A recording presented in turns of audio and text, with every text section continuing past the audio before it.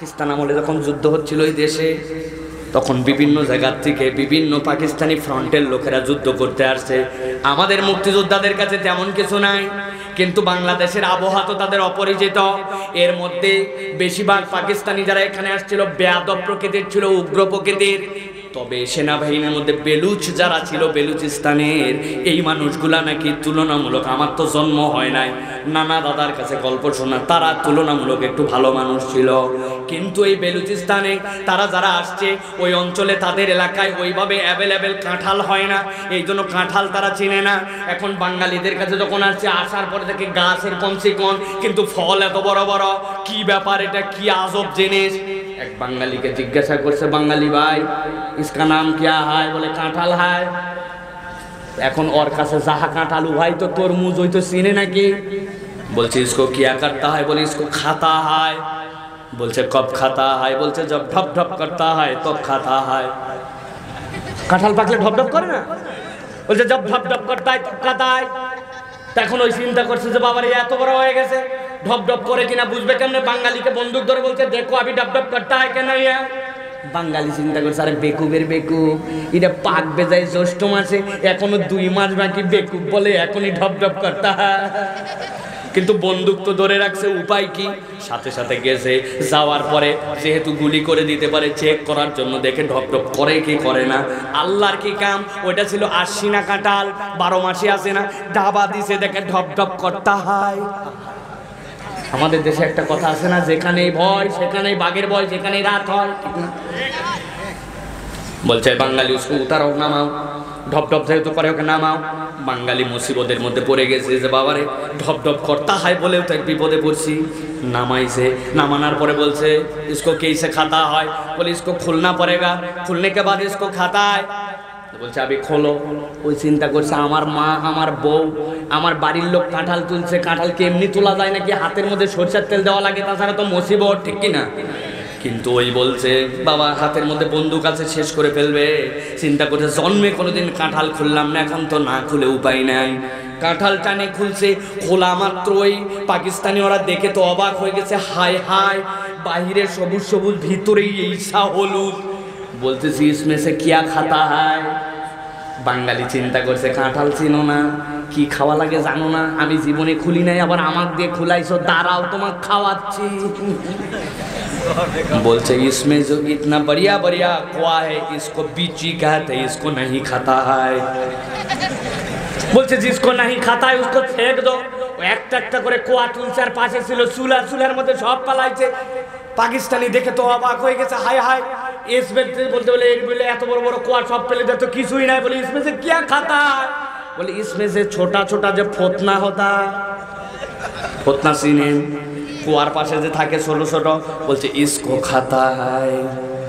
চিন্তা করছে কি আজব ফল, এত বড় বড় তার বিচি, আর এই টুকটুক ফোতনা, এটা আবার বলে খায়, কিন্তু চেনে না তো বেচারি। ভিতর থেকে একটা করে ফোতনা তুলে আর মুখে দেয়, 2-1টা কিন্তু ফোতনা আছে যেগুলো বিরাট মিষ্টির মিষ্টি, ঠিক না? আস্তে করে মুখে নিয়ে চষে মজার মজা, ওকে মজা পাওয়ায় দে। বাঙালি বলছে খা এবার ফোতনা খা। খানিক দূর গেছে, ওর আর সহ্য হয় নাই, চিন্তা করছে কতক্ষণ এটা তুলবো আর খাবো। চিন্তা করছে পুরাটাই ধরে মুখে লাগাই। যেই না মুখে লাগাইছে, খানিকক্ষণ পর আট ঠেলায় দাড়ি সব আটকায় গেছে। বাঙালি ডাক দিছে, আয় বাঙালি দাঁড়া। বাঙালি বলছে কিয়া হুয়া? বলে আবি তো মুখ নাই খুলতা হয়। বলছে কুই বাত নেই, কুই মুশকিল নাই, খুলনা সিধা হ্যাঁ। বলেন তো ভাই, কাঁঠালের আঠা তোলা কি খুব কঠিন ভাই? সরিষার তেল নিবে, মুখে ঘষা দিবে, উঠে যাবে, ঠিক কিনা? কিন্তু ওই চিন্তা করছে বেটা তুলে হাত দেখাবি, চিনিস না, আবার পুরা মুখে লাগাইছিস, দাঁড়া। বলছে कोई बात नहीं, चूल्हा के अंदर जो छाई है उसको लेके यहाँ पे डल दो, सब उठ जाएगा। এখন খেয়ার পুরানো ছাই, কেইসা ধারের ধার, ঠিক কিনা? ওর মধ্যে থেকে ছাই তুলে দিছে ডলা, সাথে সাথে কিছু মোষও গেছে, দাঁড়িয়েও গেছে, লেও ঠেলা, ঠিক কিনা? কেন এই কথা বললাম? গল্প শোনানোর জন্য নয়। ওই লোক যদি কাঁঠাল কেমন করে খেতে হয় পদ্ধতি কি জানা থাকতো, তাহলে কে বিপদে পড়তো ভাই? আমার আল্লাহ বলছেন, ওই বান্দারেরা কুল্লামা রুজিকু মিনহা মিন সামারাতির রিজকা ক্বালু হাযা আল্লাযী রুজিকনা মিন ক্বাবলু ওয়া উতু মুতাশাবিহা। আল্লাহ বলছেন ওই জান্নাতের মধ্যে তোমাকে আপেল দিব, কমলা দিব, তোমার এলাকার আমরা খাবে, তোমার এলাকার বড়ই খাবে। কিন্তু ঈমান আর আমলে সলের বরকতটা এমন হবে দুনিয়ার স্বাদের সাথে মিলবে না। 1000 কোটি বার খাইলে প্রত্যেকবার আল্লাহ আলাদা আলাদা দিবে। সুবহানাল্লাহ। এমন ফল দিবেন না, এটা কি সিবাই খাওয়া লাগে, খোসা খাওয়া লাগে, না ভিতরেরটা খাওয়া লাগে জানা নাই, এরকম কিছু আল্লাহ দিবেন না। সুবহানাল্লাহ। আল্লাহ কোরআনে বলছেন وَإِذَا تُلِيَتْ عَلَيْهِمْ آيَاتُهُ زَادَتْهُمْ إِيمَانًا وَعَلَى رَبِّهِمْ يَتَوَكَّلُونَ। যার অন্তরের মধ্যে আল্লাহ রাব্বুল আমিনের কোরআনের বাতিটা জ্বলানো থাকবে, আপনার অন্তরের অবস্থাটা কেমন হবে? আল্লাহ বলছেন বান্দা বোঝার চেষ্টা করো। আমি মাঝে মাঝে উদাহরণ দেই। আমার বড় মেয়ে যেটা বেশি বয়স হয় নাই, 10 বছর, ওকে বলছি মা আমার জন্য 1 গ্লাস পানি দে। আরো 2টা মেয়ে আছে, আমার 3 মেয়ে। এই বড় মেয়ে চিন্তা করছে আব্বার অর্ডার আগে মানা লাগবে, লাফ দিয়ে চলে গেছে পানি আনার জন্য। ছোট মানুষ গ্লাসে ঢালতে ঢালতে ঢালতে এইসা ঢালা ঢালছে যে মনে হচ্ছে এক্ষুনি পড়ে যাবে, গ্লাস ফাঁপায় উঠছে, 1-2 চুত টলমল টলমল করে। এরকম গ্লাস ভরে না আমাদের ভাই।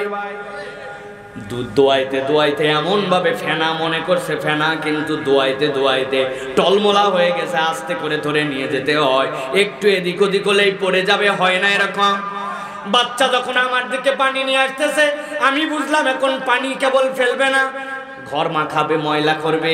ছোট মানুষ, আমি বললাম মা তুই দাঁড়া, পানি আনা লাগবে না, পানি তুই ধর, আমার হাতেও দিস না, হাতের মধ্যে নিলে তো সাথে সাথে গ্লাস থেকে পড়ে যেতে পারে। সাথে সাথে ওর হাতে গ্লাস, পানি যেন না পড়ে জন্য আমি ঠোঁট আগায় নিয়ে গেছি, নিয়ে যাই ওই জায়গায় চুমুক দিয়া প্রথম চুমুকে একটুখানি আগে গ্লাসের থেকে কমাইছি। আপনাদের লাইফ এরকম কোনো হিসাব আছে নাকি ভাই? আল্লাহ রাব্বুল আমিন বলছেন দুনিয়ার মানুষ ভালো করে বোঝো। وَإِذَا تُلِيَتْ عَلَيْهِمْ آيَاتُهُ زَادَتْهُمْ إِيمَانًا وَعَلَى رَبِّهِمْ يَتَوَكَّلُونَ।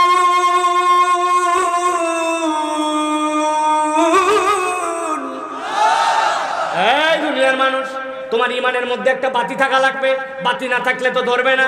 তোমার বাতির মধ্যে কোনো কেরোসিন নাই, এখন তুমি যদি ধরায় দাও তোমার পোলটা পুড়ে যাবে, ঠিক কি না?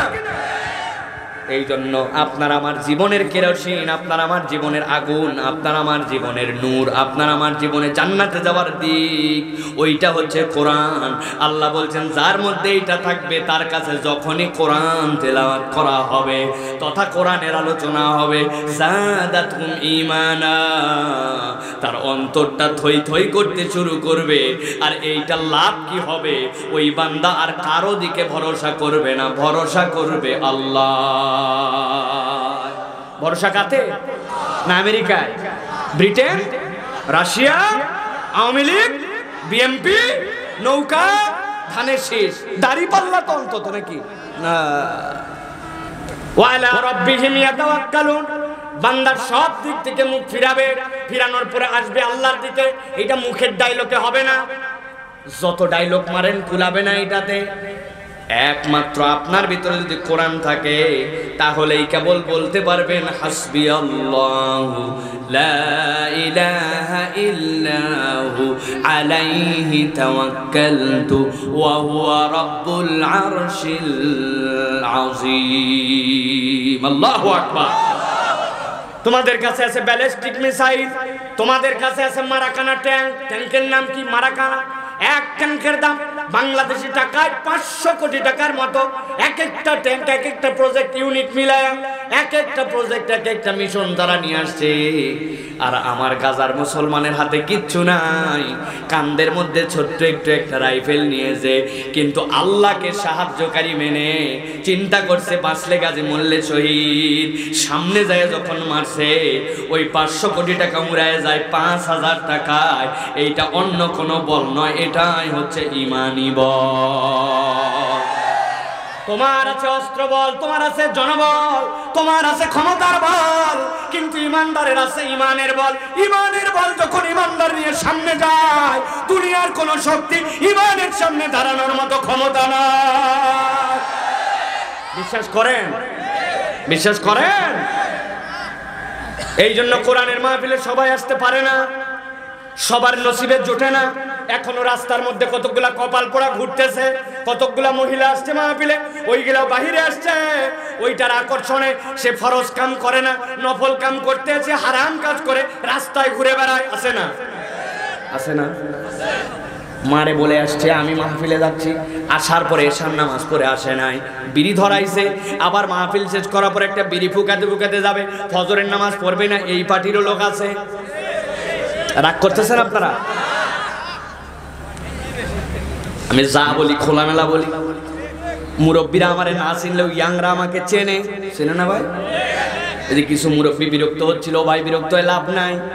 এই ইউটিউব, এই ফেসবুক এর কল্যাণে আপনারা আমাদেরকে চিনেন, এছাড়া আপনারা আমাদেরকে চিনতেন না, ঠিক কি না? কিন্তু প্রিয় ভাইরা, আজকে আপনাদের কাছে বোঝাতে চাই, কোরআনের যে হালাকায় আসলাম, কোরআনের যে মাহফিলে আসলাম, ও যুবক ও তরুণ, কোরআন তোমাকে ঠকাবে না। একবার যদি হৃদয় দিয়ে তুমি কোরআনের বৈঠকে বসো, কোরআন গ্যারান্টি দিচ্ছে, কোরআন তোমাকে বিজয়ী করতে এসেছি, কোরআন তোমাকে ব্যাকডেটেড বানাবে না, ঠিক না? তুমি চিন্তা করছো আব্বার কাছ থেকে ইয়েলোর শার্ট পরতে পারলে, নিচে একটা দামি জিন্স পরতে পারলে, অমুক কোম্পানির ক্যাপ পরতে পারলে, তুমুক স্টাইলের টি শার্ট পরতে পারলে আমি বোধহয় আধুনিক। না না না, আল্লাহ বলছেন তোমার জন্য একটা মানদণ্ড দিছি, বাটখারা দিছি। আপনার এলাকায় বিরাট বড় হুজুর একজন দোকানদার, নামাজ কালাম সব পড়ে, কিন্তু আপনি যখন তার কাছে সোনা নিতে গেছেন, যাওয়ার পরে বলছেন এক ভরি স্বর্ণকার, আপনি সোনা কিনবো আপনার কাছ থেকে। ও বলতেছে হ্যাঁ ভরির মাপ আমার কাছে আছে। কি দিয়ে ভরির মাপ দিচ্ছেন? দেখে যে বাড়ির থেকে সুপারি নিয়ে আসছে, সুপারি রাখছে একদিকে, সুপারি দিয়ে ভরির মাপ দিচ্ছে। আপনি নিবেন তো ভাই? কেন? হুজুর মানুষ, এত বড় দাড়িওয়ালা, নামাজ পড়ে, সুপারি দিয়ে মাপ দিচ্ছে, নিবেন না? মার্বেল দিয়ে দিচ্ছে, নিবেন? কেন রে ভাই? বলতেছে ঠিকই আছে, ঠিকই আছে। বলছেন ঠিক থাক আর ভুল থাক, আপনার থেকে আমি এক চুলো বেশি নিতে চাই না, তবে এক চুল কম হোক এটাও চাই না, ঠিক কিনা? তার মানে আপনার নীতি আছে, আপনার মানদণ্ড আছে। আপনি যাকে স্মার্টনেস বলতেছেন, আপনি যাকে আধুনিকতা বলতেছেন, আপনি যার পিছে ছুটতেছেন, আপনার আধুনিকতা, আপনার স্মার্টনেসের নীতিটার নাম কি? মিটারটার নাম কি?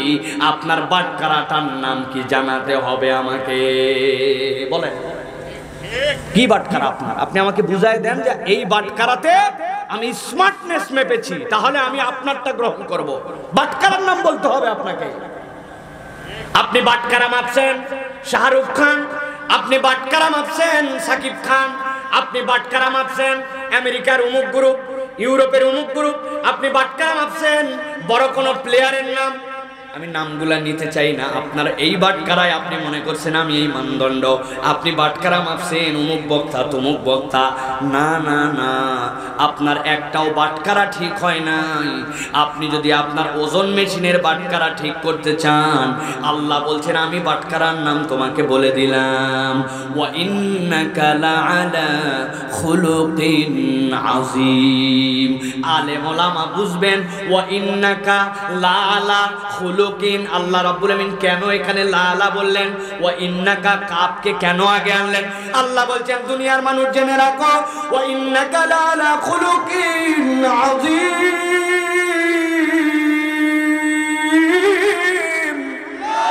এই দুনিয়ার মানুষ, আমি বাটখারার নাম বলে দিলাম, নিশ্চয় মুহাম্মদুর রাসূলুল্লাহ সাল্লাল্লাহু আলাইহি সাল্লাম, তাকে আমি বললাম আমি তার মধ্যে উত্তম আদর্শ ঢুকায় রেখেছি, তিনি হচ্ছেন তোমার আদর্শের মানদণ্ড। অতএব আপনাকে আমি স্মার্ট বলতে রাজি যদি আপনি মুহাম্মদ সাল্লাল্লাহু আলাইহি সাল্লামের ওজনে মিলে যান। আর আপনি মুহাম্মদ সাল্লাল্লাহু আলাইহি সাল্লামের ওজনে না মিললে পুরা দুনিয়া বললেও আল্লাহর কাছে আপনি আমি স্মার্ট হতে পারবো না, ঠিক না? এটার প্রতি ঈমান আপনাদের মজবুত, তাহলে কথা হবে। ঈমান মজবুত, আল্লাহ রাব্বুল আমিন আমাদেরকে কবুল করেন। এটা যদি আমরা একবার বুঝি কি লাভ? যুবক, আল্লাহ বলছেন ভালো করে বোঝো, বাল নাকযিফু বিল হাক্কি আলাল বাতিল। আল্লাহ বলছেন যেই কোরআন শুনতে আসছো, কোরআন তোমাকে কি দিবে? এই যুবক, এই তরুণেরা খেয়াল করো, আল্লাহ বলছেন বাল নাকযিফু বিল হাক্কি আলাল বাতিল ফায়াদমাগু ফাইদা হুয়া যাহিক। তুমি কার দিকে দৌড়াও, কারে নিয়ে টানাটানি করো, আমি আল্লাহ তোমারে জানালাম এই কোরআন, এই হক যেখানে আসবে বাতিল সেখান থেকে বিদূরিত হয়ে যাবে। অন্যায় সেখান থেকে চলে যাবে, সেখানে আল্লাহদ্রোহিতা আল্লাহ বিমুখতা সব পরাজিত হবে। আল্লাহ বলছেন এটার জন্যই কোরআন এসেছে। আল্লাহ বলছেন কিভাবে পরাজিত হবে জানো নাকি? ফায়াতমাগুহু, তোমার ব্রেনে মার দিবে। মারামারি করছে দুই দোস্ত মিলে, একজনের হাতে মারছে, হাত ভেঙে গেছে, চলে গেছে সিরাজগঞ্জ সদর। ডাক্তার দেখায় বলছে আজকে রাত্রে ভর্তি থাকেন, কালকে আরেকটা এক্সরে দিয়ে তারপরে বিদায় করব, কেননা আসরে ফ্র্যাকচার হয়েছে কিনা, অপারেশন লাগবে কিনা বোঝা যাচ্ছে না। রাত্রেবেলা হাতের মধ্যে হাত বাঁধে গলার মধ্যে নিয়ে ঝুলায় আছে, ইঞ্জেকশন দিছে ব্যথার একটা, একটু ব্যথা কমার পরে রাত্রেবেলা চিন্তা করছে বেটা যেইটা আমার হাত ভাঙলো একবার খালি গ্রামে ফেরত যায়, তুই তো আমার চিনিস না, কেইসা খারাপের খারাপ আমি। আমার যেইটা এক হাত ভাঙছে আল্লাহ বাঁচল আর দুই হাত। কয় হাত? পা ভাঙছে আরেকজনার, হয় নাই ঢাকা পাঠাইছে পঙ্গুতে, 10 ইঞ্চি 5 ইঞ্চি 5 ইঞ্চি দুইটা ইট দিয়ে ঝুলায় টানা দিছে পা। রাত্রেবেলা ব্যথা যখন কমছে ইঞ্জেকশন দিয়া শুয়ে শুয়ে চিন্তা করছে একবার গ্রামে ফেরত যাইতে এই বেটা আমার পা ভাঙে টানা লাগালো, আল্লাহ বাঁচালে ওর বেটা ওর বাপ 3 জনার পা ভাঙবো। এরকম নিয়ত করতে পারে না ভাই। কিন্তু মারামারি করার পরে মাথার এই জায়গায় একটা বাড়ি লাগাইছে, একটা লাগানোর পরে জ্ঞান নাই, অজ্ঞান হয়ে গেছে। এরপরে হাতও ভাঙছে, পাও ভাঙছে। বুঝে থাকলে বলেন তো সিরাজগঞ্জের মুসলমান, যদি পা ভাঙ্গা হয় আর হাত ভাঙ্গা হয়, সাথে সাথে ব্রেন যদি না থাকে কোমায় চলে যায়, ওই লোক কি হাত ভাঙ্গার পা ভাঙ্গার কোনো খবর নিতে পারবে? আল্লাহ বলছেন বাল নাকযিফু বিল হাক্কি আলাল বাতিল ফায়াদমাগুহু। ইসলাম তোমাকে এমনি এমনি বিজয় দিতে আসে নাই। ফায়াদমাগুহু দামগুন মানে ব্রেন, এটা মস্তিষ্ককে চূর্ণ বিচূর্ণ করে দিবে। ফাইজা হুয়া যাহিক, আল্লাহ বলছেন এমন অবস্থা হবে বাতিলকে আল্লাহ নিশ্চিহ্ন করে দিবেন। আল্লাহ রাব্বুল আমিন এরপরে বলছেন ওয়ালাকুমুল ওয়াইলু মিম্মা তাসিফুন। দুনিয়ায় একদল মাতব্বর আছে কোরআন নিয়ে আল্লাহর বিধান নিয়ে যা ইচ্ছা তাই বলে। যারা এরকম কথা বলো, ঠোঁট সামলায় কথা বলো, আল্লাহর কাছে আসার পরে তোমাদের খবর আছে, ঠিক কি না? হুজুর এই জায়গায় ইসলামী আইনের কথা বললে হুজুর নাকি ধর্ম নিয়ে বাড়াবাড়ি করতেছে, ধর্মীয় মঞ্চে নাকি রাজনীতির কথা বলতেছে, কিন্তু ওই টাউটা কন্ডমিনেশন নিয়ে মসজিদের মধ্যে টুপি পরে দাঁড়ায় আগে করছে 2 নম্বরই প্রেম কেমনে করা লাগে, নাটক কেমনে করা লাগে, অশ্লীলতা কেমনে সরানো লাগে, এইগুলা দেখায়া এখন হয়েছে রাজনীতিবিদ। মসজিদে এসে বলছে আমি আপনাদের সেবা করতে চাই, ও টুপি পরে দাড়ি লাগায়া ভণ্ডামি করে পাঞ্জাবি পরে মসজিদে দাঁড়ায়া ভোট চাইলে ওর জন্য ধর্ম নিয়ে ব্যবসায়ী হয় না। আর হুজুর আল্লাহর বিধানের কথা বললে হুজুর আর ভালো না, ঠিক?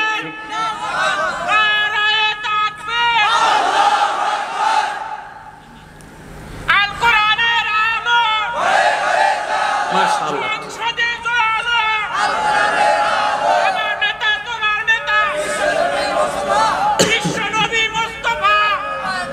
আল্লাহুম্মা আমিন বলেন। আল্লাহ কবুল করুক ভাইকে, বলেন আল্লাহুম্মা আমিন। তাহলে কোরআন শুনতে আসলে লাভ আছে না নাই? আমরা যেটা বলছিলাম, কোরআনুল কারীম আমাদের জন্য বিজয় দিতে এসেছে। কোরআন আমাদেরকে হারাতে আসে নাই, কোরআন আমাদেরকে জিতাতে আসছে। কি করতে আসছে? জিতাতে আসছে। প্রিয় ভাইরা, আজকে আমরা সংক্ষিপ্ত সময়ে কোরআনুল কারীমের 3টা সূরা থেকে 3টা আয়াতে কারিমার আলোকে মানব জীবনের 3টা অনন্য গুণ, যেই গুণগুলো আমাদের মধ্যে যদি এসে যায় তাহলে আল্লাহ রাব্বুল আলামিনের কাছে আমরা কবুলকৃত বান্দা হিসাবে, আল্লাহর প্রিয় পাত্র হিসাবে মকবুল হয়ে যাব। এরকম 3টা গুণের কথা আপনাদের কাছে আলোচনা করব। আল্লাহ যেন কবুল করেন, বলেন আল্লাহুম্মা আমিন। প্রিয় ভাইরা, অনেক সময় আমরা বুঝে আসে না, কিন্তু একটু বুঝে রাখলে, চেষ্টা করলে বুঝবেন। আমি যদি আপনাদের কাউকে বলি আমার কাছে আসেন, আমার মোবাইলে 300 টাকা আছে ভাই, মোবাইলে 4G সিম, অথবা আপনারা চাইলে আমার এখান থেকে আপনারা কল করতে পারেন, নেন। কে কল করবেন? একজন লাভ দিয়ে আসছে, এসে বলতে হুজুর দেন। আপনি নিছেন, হাতে নিয়ে দেখেন যে বাপরে বাপ, এতে তো ফেস লক দেওয়া আছে, ফিঙ্গারপ্রিন্ট দেওয়া আছে, আবার পাসওয়ার্ড দেওয়া আছে। আপনি কি ভাই টাকা 300 থাক আর 4G নেটওয়ার্ক থাক, আপনি কি কল করতে পারবেন ভাই? বুঝে থাকলে বলেন পারবেন ভাই? এর জন্য কি লাগবে? এর জন্য আমাদের পাসওয়ার্ডটা জানা লাগবে। পাসওয়ার্ড না জানলে আমরা মূলত এখান থেকে ফোনও অন করতে পারবো না, কলও করতে পারবো না। এই জন্য আমরা ইমানের দাবিতে ইমানদার, কিন্তু দাবিতে ইমানদার হলেও আমাদের মধ্যে এমন কতগুলা গুণাগুণ দরকার। কেবল ইমানদারেই দাবি করলে আল্লাহর প্রিয় হওয়া যায় না, আল্লাহর প্রিয় হওয়ার জন্য কতগুলা গুণাগুণ লাগে। এইগুলা আল্লাহর প্রিয় হওয়ার পাসওয়ার্ড। সুবহানাল্লাহ বলেন। আমি আজকে 3টার কথা বলবো আপনাদের কাছে, সর্বোচ্চ 40 মিনিট আর কথা বলবো ইনশাআল্লাহ। 30 মিনিটের মতো 26 মিনিট কথা বলে ফেলছি, আরো আপনাদের কাছে 40 মিনিট কথা বলবো ইনশাআল্লাহ। আছেন আপনারা ইনশাআল্লাহ? কারা কারা থাকবেন? 2টা হাত উঁচু করেন, শক্ত করে 2 হাত উঁচু করতে হবে, টান টান করে। যেই মুরব্বীরা বহুদিন হাত সোজা করার অভ্যাস নাই তারা একটু কষ্ট করে হাত সোজা করেন বাবা। নিচ থেকে আবার তোলেন, তোলেন বাবা তোলেন, কোমরটা একটু টান লাগান। হাত সোজা হয়েছে কিনা দেখেন, না হলে অন্যদের হাতগুলো একটু সোজা করে দেন, ডানে বামে নড়াচড়া দেন। পিছন দিকে এরকম করেন তো আমার মতো, একটু পিছন দিকে হালা দেন, হালা দেন। দিছেন একটু এবার? মাশাআল্লাহ, পুরাপুরি পুরাপুরি। হাত নামাতে বলি নাই কিন্তু। এই যুবকেরা তোলেন, হাত তোলো, হাত শক্ত করে। এবার গলাটা একটু পরিষ্কার করেন। আমাদের এই বাবাজি একটু পারবে না হাত তুলতে? চাচা একটু বরকতে 2টা হাত তুলেন না আব্বা, পারবে ইনশাআল্লাহ। তোলেন, এই দেখেন চাচা পারছে। এই পিছে একবারে তো 9 বছর বয়স, হাত তুলছে সবাই। গলাটা পরিষ্কার করেন, জোরে মারেন, জোরে, ভালো করে মারছেন। এই চাচা কি হইছে আপনার? হাত তোলেন। আমরা মাইকালাক জান্নাতে নিয়ে যাব না? নিব না আমরা? মুসলমান হলে আরো নিয়ে যাব ইনশাআল্লাহ। বলেন আল্লাহুম্মা আমিন। হাত তোলেন শক্ত করে। তুলছেন? এবার গলা পরিষ্কার হয়েছে। এবার হাত বুক বরাবর নামান, এই বরাবর। ওয়াজ শুনবো উল্টা পাল্টা হলে কিল ঘুষি নাকি? না। এবার আমরা একটা তাকবীর দিব। এই তাকবীরের ধ্বনি যখন আল্লাহু আকবার বলবো, জীবনে কখনো এইরকম তাকবীর দেই নাই, এইরকম একটা তাকবীর আজকে দিতে চাই। পারবেন ইনশাআল্লাহ? যারা পারবেন তারা বলেন আল্লাহুম্মা আমিন। খবরদার না পারলে বলবেন না, পারলে বলবেন আল্লাহুম্মা আমিন। পারবেন ইনশাআল্লাহ? আমি তো প্রত্যেকদিন ওয়াজ করতেছি, গলা চলে না। আর আপনারা তো একদিন আসছেন বছরে, অতএব আজকে হিম্মত করে মারতে হবে। রাজি সবাই? যখন লিল্লাহি তাকবীর বলবো, উপর দিকে হাত দুটো আল্লাহু আকবার বলতে হবে। ভিতরে যে টাইটুম্বুর লোক, এটা যেন বাহিরের মানুষ বুঝতে পারে, এরকম করে একটা স্লোগান দিতে চাই আল্লাহর নাম। দেখে এবার একটা তাকবীর দেন, লিল্লাহি তাকবীর, লিল্লাহি তাকবীর। আল কোরআনের আলো, আল হাদিসের আলো, তোমার নেতা আমার নেতা, তোমার নেতা আমার নেতা। লিল্লাহি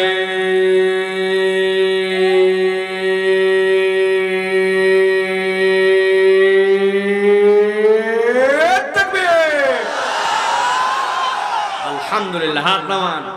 শয়তান আছে আর ঢাকার দিকে ধরছে, এদিকে বগুড়ার দিকে, ঠিক কিনা? আল্লাহ যেন আমাদের এই তাকবীরকে কবুল করেন, বলেন আল্লাহুম্মা আমিন। অনেকের ধারণা আল্লাহু আকবারের স্লোগান বোধহয় দলীয় স্লোগান, তাই? আল্লাহু আকবারের স্লোগান কোনো দলীয় স্লোগান নয়, পার্টি স্লোগান নয়। আল্লাহু আকবারের স্লোগান ইমানদারের স্লোগান। ইমানদারের হৃদয়ে যতদিন পর্যন্ত ঈমান থাকবে, আল্লাহু আকবারের স্লোগান চলতেই থাকবে, ঠিক কিনা? ভয় পান কাউকে? কাউকে ভয় পাওয়ার দরকার নাই। ভয় পাই একজনকে, তিনি কে? জোরে বলেন কে? আমি তো বলছি আগে, ওয়া হুয়া রব্বুল আরশিল আযীম। লিবিয়াতে যুদ্ধ হচ্ছিল, ফ্রান্সের সাথে গেরিলা যুদ্ধে মুসলমানরা যখন সামনে, অনেক যুদ্ধ চেষ্টা করে ওরা বিজয়ী হতে পারে নাই। অবশেষে সিদ্ধান্ত নিয়েছে উপর দিয়ে হেলিকপ্টার গানশিপ দিয়া মুসলমান মুজাহিদদেরকে হত্যা করা হবে। মুসলমান মুজাহিদরা কমান্ডারের কাছে এসে বলেছে, শেখ আমাদের আর নিস্তার নাই, সম্মুখ যুদ্ধে নয়, সামনে শত্রু পাইছি, মেরেছি, কিন্তু আমাদের যে রেঞ্জ, আর ওরা উপর দিয়ে আমাদেরকে এখন যুদ্ধ করে ধ্বংস করতে চায়, আমাদের আর উপায় নাই। উনি বললেন কোন দিক দিয়া? বলে উপর দিয়া। কত উপর দিয়া? হেলিকপ্টার দিয়ে উপর দিয়ে। বলে এই হেলিকপ্টার কত উপর দিয়ে ওড়ে? অনেক উপর। আরে কত উপর? আরশে আজিমের উপরে না নিচ? বলে আরশে আজিমের উপর দিয়ে আবার কেমনে উড়বে? এটা কি কথা বললেন আপনি? বলে শোনো, যাদের রব আরশে আজিমের উপরে থাকে তাদের তাদের উপর দিয়ে পৃথিবীর কিচ্ছু উড়ার ক্ষমতা নাই। অতএব যার রব আরশে আজিমে, ওই বান্দার দুনিয়াতে কাউকে ভয় পাওয়ার কারণ নাই। ঠিক কি না?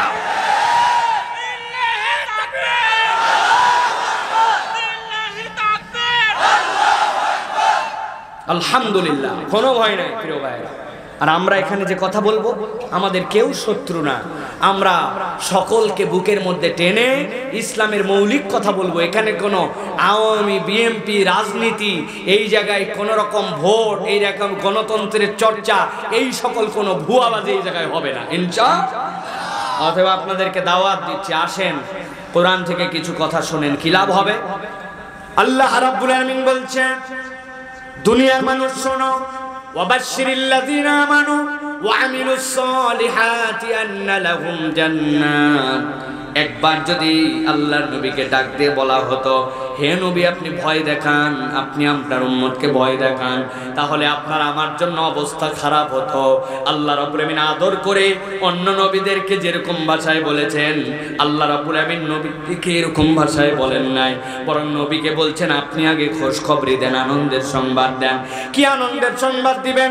ওয়াবাশশিরিল্লাযীনা আমানু ওয়া আমিলুস সালিহাত। দুনিয়ার বুকে যারা ঈমান আনবে আর ঈমান আনার পরে আমলে সালেহ করবে, নবী আপনি জানায় দেন, আন্না লাহুম জান্নাতুন তাজরি মিন তাহতিহাল আনহার। আমি আল্লাহ তাদের জন্য এমন একটা জান্নাত দিব, যেই জান্নাতের পায়ের নিচ দিয়ে কোনো মাটি থাকবে না, কোনো পানি থাকবে না। আবার জান্নাতের মধ্যে বান্দা হাওয়ার উপর দিয়েও ঘুরবে না। তাজরি মিন তাহতিহাল আনহার, নহর এক বচন, নাহারান দুই বচন। আনহার হচ্ছে জুমায়ে তাকসির। আল্লাহ নবী বলছেন এমন পরিমাণ নহরমালা থাকবে, আর এই শাহাদত আঙ্গুলিটাকে আল্লাহ এমন পাওয়ারফুল বানায় দিবেন, ওইটা দিয়ে নড়াচড়া করাবে, তার পায়ের নিচ দিয়ে লক্ষ কোটি নহর চলে যাবে, আর বান্দা তার উপর দিয়ে আল্লাহর দেওয়া পদ্ধতিতে ঘুরে ঘুরে বেড়াবে। আমার আল্লাহ রাব্বুল আমিন বলছেন, ওই উম্মতদেরকে জানান জান্নাতে ঢুকানো হলো। এখন যারা ঈমান আনলো আর আমলে সালেহ করলো, ভালো করে দুইটা পয়েন্ট মনে রাখেন, ঈমান আর আমলে সালেহ যারা আনলো, আমার আল্লাহ বলছেন, কুল্লামা রুজিকু মিনহা মিন সামারাতির রিজকা ক্বালু হাদাল্লাযী রুজিকনা মিন ক্বাবলু ওয়া উতু বিহি মুতাশাবিহা।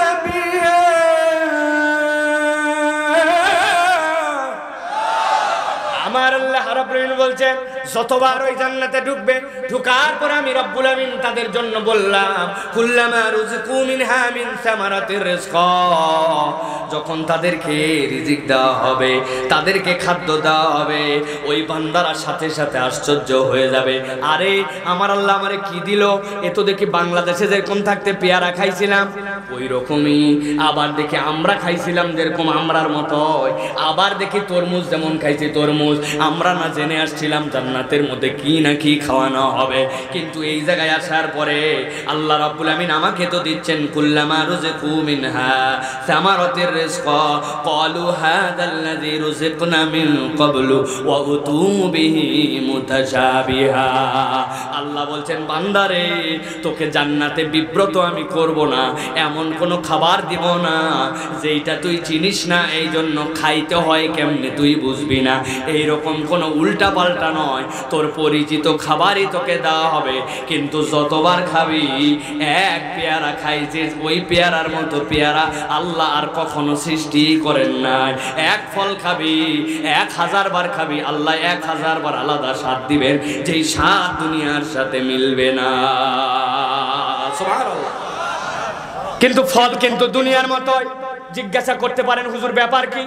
আল্লাহ তো ভিন্ন কিছু দিতে পারতো, ঝামেলা ছিল ভাই। আপনাকে যদি আপনাকে এমন ফল দেওয়া হয় যেই ফল কেমনে খায় আপনি বোঝেন না, আপনার ঝামেলা আছে না ভাই? আমার আল্লাহ বলছেন, ওই বান্দারেরা, কুল্লামা রুজিকু মিনহা মিন সামারাতির রিজকা ক্বালু হাদাল্লাযী রুজিকনা মিন ক্বাবলু ওয়া উতু বিহি মুতাশাবিহা। আল্লাহ বলছেন, ওই জান্নাতের মধ্যে তোমাকে আপেল দিব, কমলা দিব, তোমার এলাকার আমরা খাবে, তোমার এলাকার বড়ই খাবে। কিন্তু ঈমান আর আমলে সলের বরকতটা এমন হবে, দুনিয়ার স্বাদের সাথে মিলবে না। 1000 কোটি বার খাইলে প্রত্যেকবার আল্লাহ আলাদা আলাদা দিবে। সুবহানাল্লাহ। এমন ফল দিবেন না, এটা কি সিবাই খাওয়া লাগে, খোসা খাওয়া লাগে, না ভিতরেরটা খাওয়া লাগে জানা নাই, এরকম কিছু আল্লাহ দিবেন না। সুবহানাল্লাহ। কাদের জন্য? মুখস্থ করে ফেলেন, এটা বেসিক ক্লাসে ঢুকলাম। এটা হচ্ছে ঈমান আর আমলে সলে। কোন দুই গুণ? এই দুইটা গুণ আমাদের প্রথম লাগবে প্রিয় ভাইরা। এই জন্য প্রিয় ভাইরা, প্রথমে হতে হবে ঈমান আর আমলে সলের পরে তিনটা গুণ।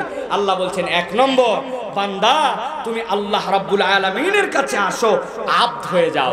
দুই নম্বরে তুমি সবরকারী হও। তিন নম্বর, প্রকৃত মুমিন হও, আল্লাহ বিশ্বাসী হও। আল্লাহ তোমার প্রত্যেকটা বিপদে উদ্ধার করবেন। সুবহানাল্লাহ।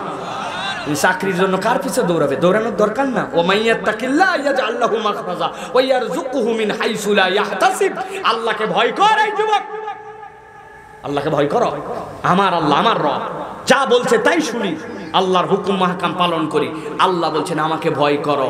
আল্লাহ বলছে ইয়াজআল লাহু মাখরাজা, আমি তোর জন্য চিপা গলি বের করে দিব, রাস্তা দেখতে পাবি না আমি বের করব। ওয়া ইয়ারযুকুহু মিন হাইসু লা ইয়াহতাসিব, এমন খাওয়াবো তুই চিন্তাই করতে পারবি না। সুবহানাল্লাহ। তুমি তোমার যৌবন, তোমার দাম, তোমার অস্তিত্ব তুমি বিক্রি করো 2, 4, 5, 10 হাজার টাকার, উমুকের তুমুকের পিছনে স্লোগান দাও, অমুক তুমুকের পিছনে দৌড়াও না। তুমি আল্লাহর গোলাম হয়ে যাও, তোমার তকদির আল্লাহ চেঞ্জ করে দিবে। সুবহানাল্লাহ। যারা ইয়াং তরুণ কিশোর, 20 বছর, 18 বছর, 16 বছর, তোমার আচার আচরণ চেঞ্জ করো ভাই। তোমার মন চাই না যে আমি মুআয আর মুআওয়াজের মতো হব? যারা দুইজন নবীর কাছে আসছে জিহাদে যাওয়ার জন্য, নবী অনুমতি দেয় না, না বয়স হয় না, একজন আরেকজনকে কুস্তি লাগাইছে, দুইজন কানে কানে বলে দিছে একজন আরেকজনকে যে তুমি একবার ফার্স্ট হবে, আমি একবার ফার্স্ট হবো, তাছাড়া কিন্তু ভাই তোর সাথে আমি পারবো না, আমার কিন্তু যাওয়া হবে না। তারাও ছিল তোমার আমার আদর্শ, আর তোমার চলাফেরা আচার আচরণ দেখে মনে হয় না তুমি মুসলমান ঘরের সন্তান। তোমার চুল এত অভদ্রভাবে কাটা কেন? তোমার টাকনুর নিচে কাপড় কেন?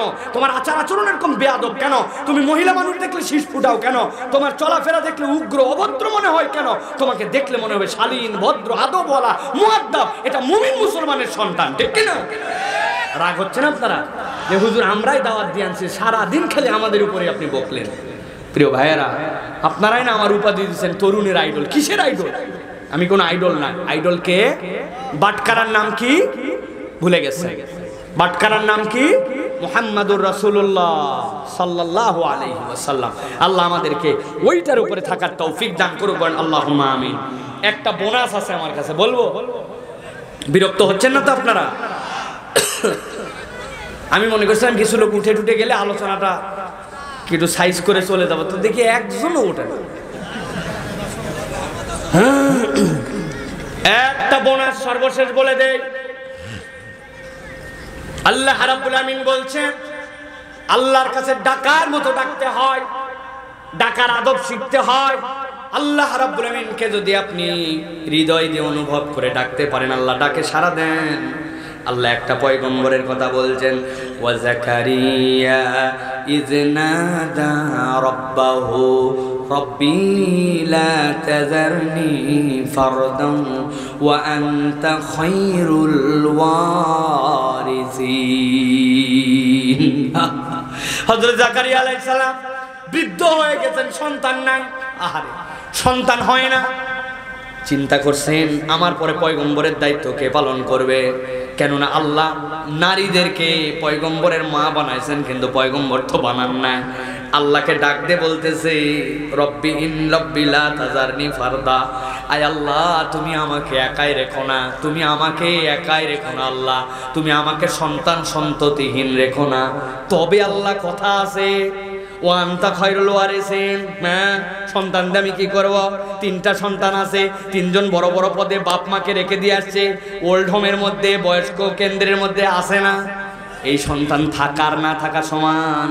ওই ওল্ড হোমের মধ্যে থেকে থেকে ওই বাপেরা দোয়া করে, আল্লাহ কি দুঃখে যে সন্তান নিয়েছিলাম, এই সন্তান না হয়ে ভিক্ষা করে খাওয়া ভালো ছিল, ঠিক কি না? বকে গেছে, কথা শোনে না, বেয়াদবের বেয়াদব, উল্টাপাল্টা আচরণ করে, থানা হাজত হয়ে গেছে। এই কারণে বাপ মার সম্মান ডুবে গেছে, আসে না? নেশাখোর হয়ে গেছে, বাপ পরিচয় দিচ্ছে, লজ্জাবোধ করে, মানুষজন এসে খোঁচা দেয় উল্টা। বাপ মা চিন্তা করে এই সন্তান থাকার থেকে না থাকা ভালো চলে, আছে কিনা? আছে কিনা ভাই? দেখেন, নবীর কথা শুনেন, নবী বলতে আল্লাহ আমাকে একা রাখো না, তবে আনতা খায়রুল ওয়ারিসিন, আপনি আমার উত্তম উত্তরাধিকার, আপনি থাকলে আমার আর কি লাগে। চাইছেও কিন্তু কত সুন্দর করে আল্লাহকে বলছে। আল্লাহর রহমতের ঢেউ নবীর উপর এমন লাগছে, ফেরেশতা এসে বলছে আল্লাহ আপনাকে একটা সন্তানের ঘোষণা দিচ্ছেন। কেবল দিচ্ছেনই নয়, নাম বলতেছেন ইয়াহিয়া। কেবল ইয়াহিয়াই বলতেছেন না, এই নামে দুনিয়াতে আর কোনো ব্যক্তি ছিল না, আপনারটা দিয়ে উদ্বোধন। আল্লাহু আকবার। আর বউ ভেতর থেকে শুনে বলছে কি বললো আমাদের সন্তান। আরে আমার কবে মিন্স বন্ধ হয়ে গেছে, আমি বৃদ্ধা হয়ে গেছে, আপনি বুড়া, কোমর নিয়ে সোজা করতে পারেন না। আল্লাহ বলছে এইগুলো আল্লাহর জন্য দরকার নাই, কাযালিক বলে দাও, এইভাবেই হবে। আল্লাহু আকবার। অতএব প্রিয় ভাইয়েরা, ডাকার মতো যদি ডাকতে পারেন, চিন্তা করছেন আমি মুমিন হতে পারি নাই, আমি বান্দা হতে পারি নাই, ভুলে ভরা জিন্দেগি। না না, আল্লাহকে যদি একবার আল্লাহ বলে ডাকতে পারেন, আল্লাহ বান্দার অতীতের সব গুনাহ মাফ করে দিবে। তাহলে আজকের মাহফিল থেকে শপথ নিতে পারি কিনা যে আল্লাহ আজকের থেকে ঈমান মজবুত করে আমলে সলে করা শুরু করব। তোমাকে গোলাম, তোমাকে আব্দ হিসাবে আমি গোলাম হয়ে যাব। তোমার বিধানের উপর আমি সন্তুষ্ট চিত্তে যা বলেছো তাই তোমার বিধান মেনে নিব, যা নিষেধ তার সাথে আমার সম্পর্ক থাকবে না। আর আমি রব্বুল আলামিন তোমার কাছে সর্বদা মুমিন বান্দা হিসাবে পরিগণিত হব। রাজি থাকলে হাত তোলে। রাজি আছেন? বলেন আল্লাহুম্মা আমিন। আল্লাহ কবুল করে বলেন আল্লাহুম্মা আমিন। মাশাআল্লাহ, বারাকাল্লাহু ফিকুম। খুবই সুন্দর আপনাদের এই মনোযোগ, আমাকে মুগ্ধ করেছে। আলহামদুলিল্লাহ প্রিয় ভাইরা।